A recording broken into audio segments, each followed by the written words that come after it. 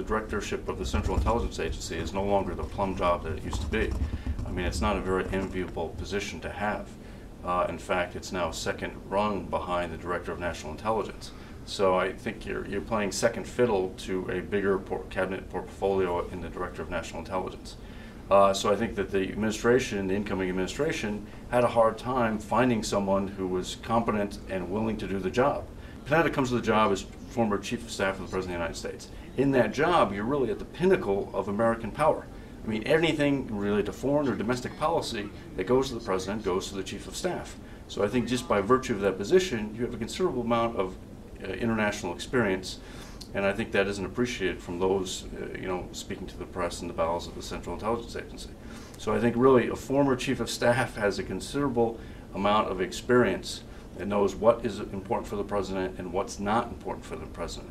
And that's important for the Director of Central Intelligence. Also, access to the White House and the ability to deal with the President as Commander-in-Chief.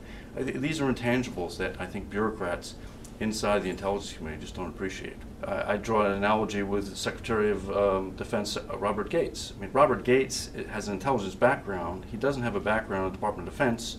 He came with very few of his own people in the Department of Defense, and yet he's done a remarkably competent and sophisticated job.